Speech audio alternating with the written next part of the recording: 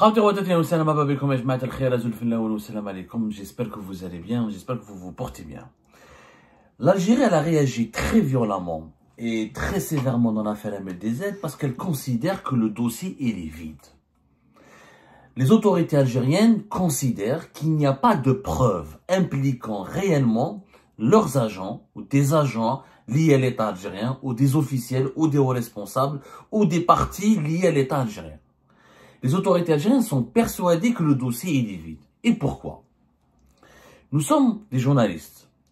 Le contexte des relations algéro-françaises est extrêmement tendu, extrêmement instable et extrêmement déséquilibré aussi. Il est très difficile dans un contexte pareil de garder son sang-froid. Mais justement, nous les journalistes, on est honnêtes, on a pour mission d'être objectif et d'être intègre pour rapporter l'information honnêtement. Et le journaliste n'est pas juge.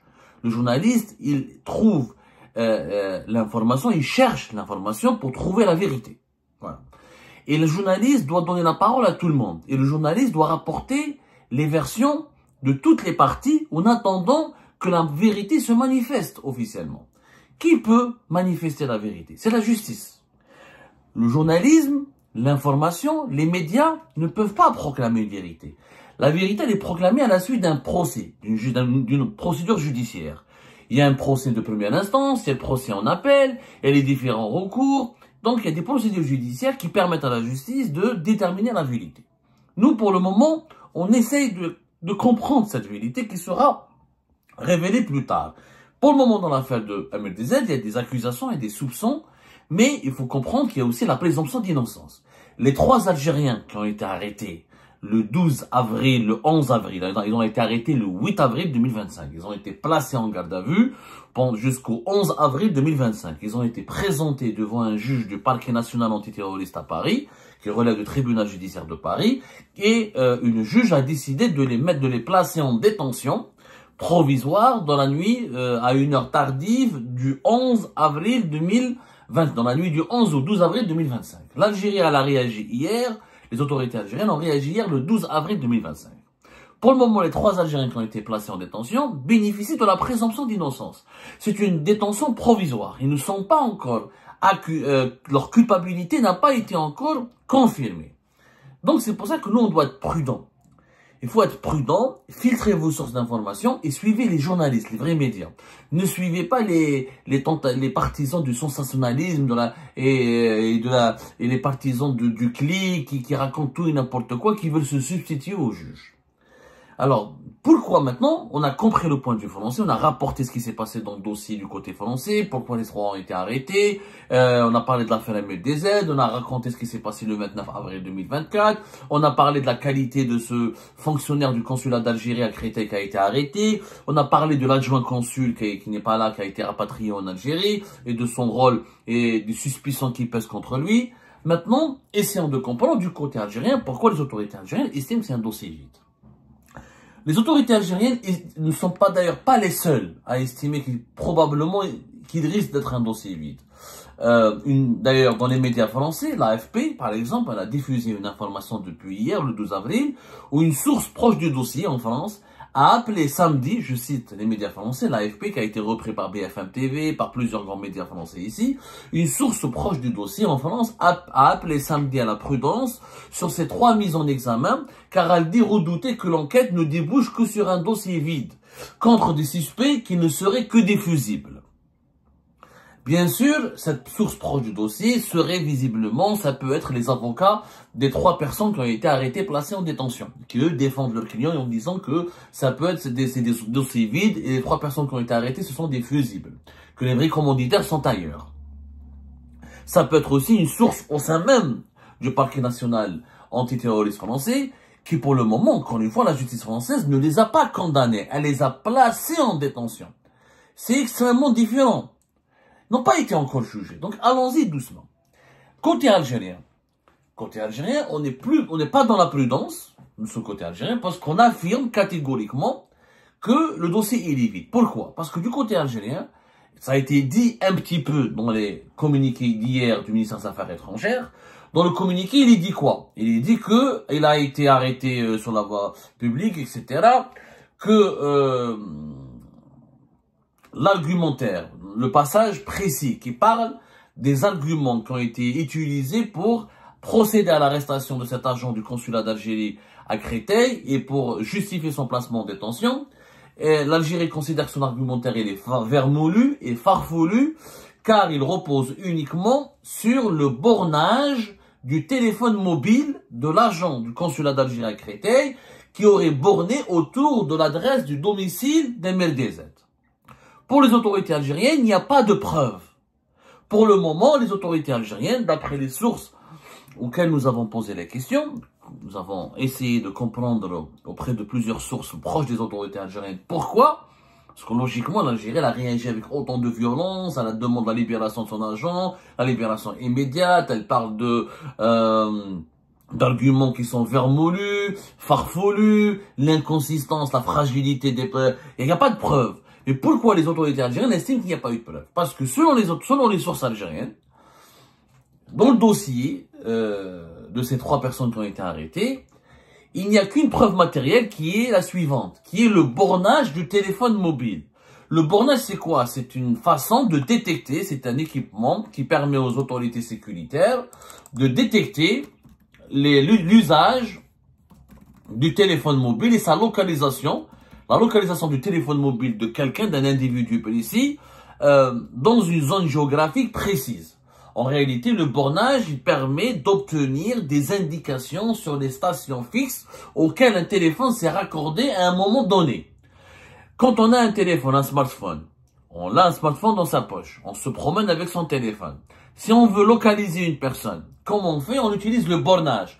C'est-à-dire, en localisant le téléphone, on arrive à localiser la personne, puisque le téléphone est sur la personne.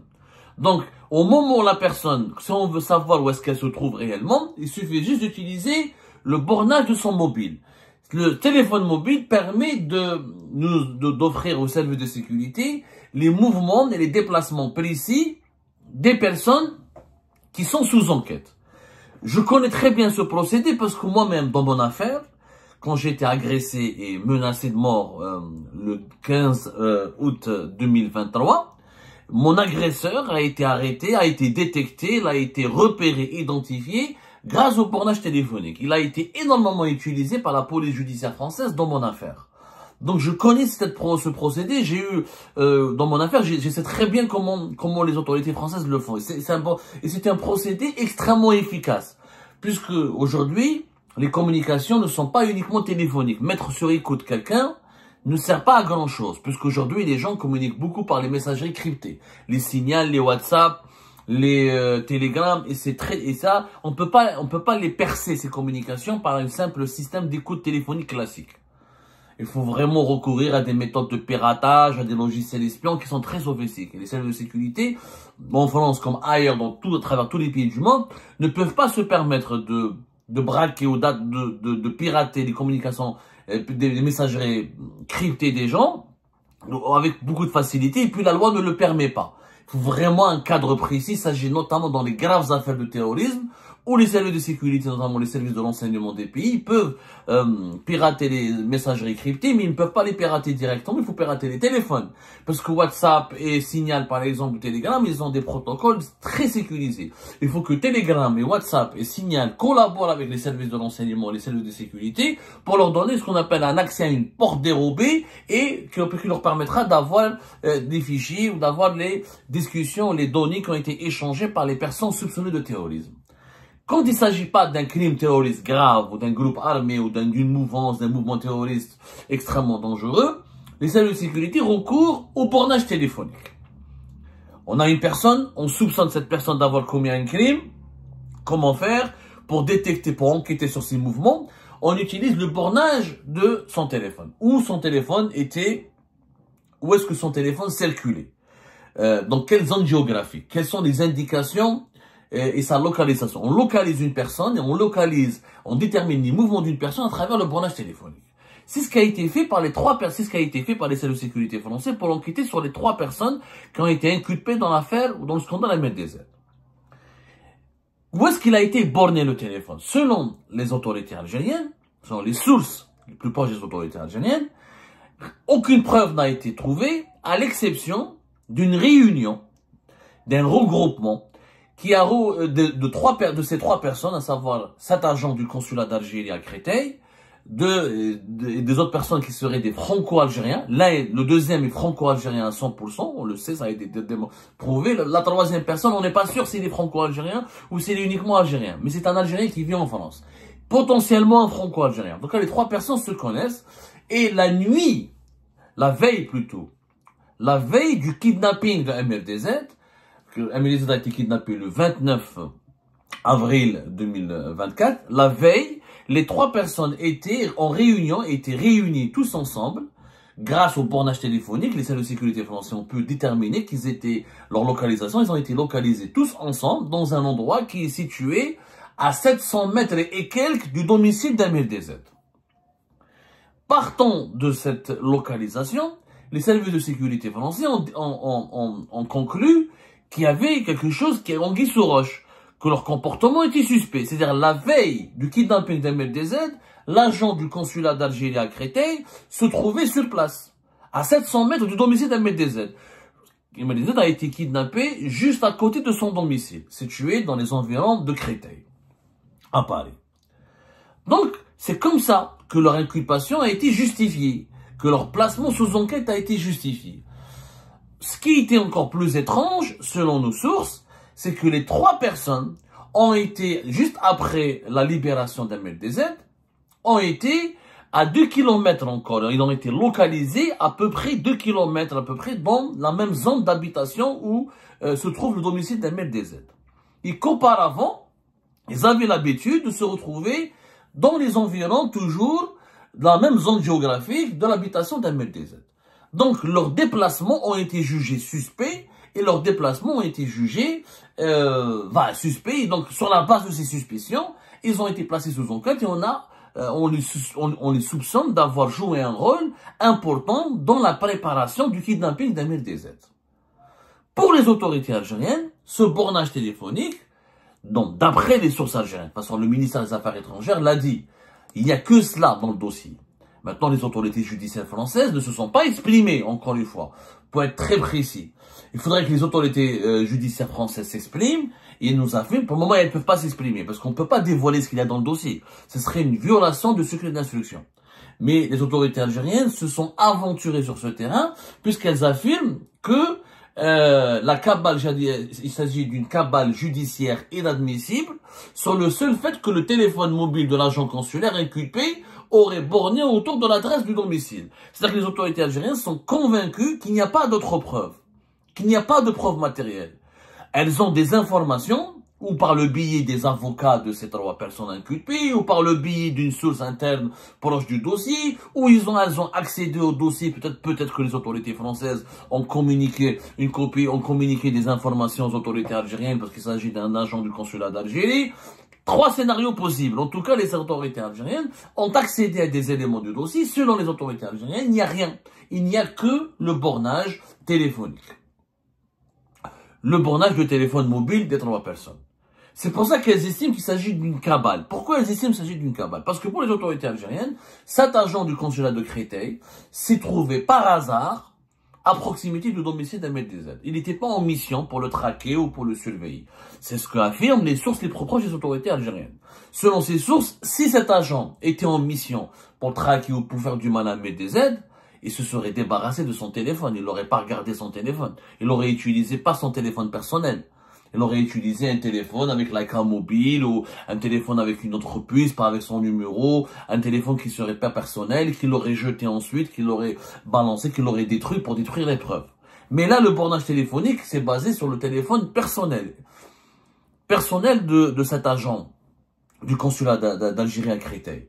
Donc, pour les autorités algériennes, ils sont pas cons, selon ces sources algériennes. L'État algérien n'est pas con, n'est pas idiot pour envoyer des agents afin de perpétrer, afin de menacer MLDZ, de lui faire du mal, ou d'essayer de le kidnapper, ou de le traquer, en laissant derrière des preuves.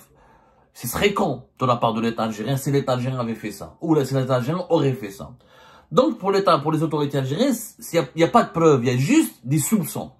Et que sur la base de ces soupçons, normalement, une simple garde à vue aurait suffi pour l'agent du consulat d'Algérie à Créteil.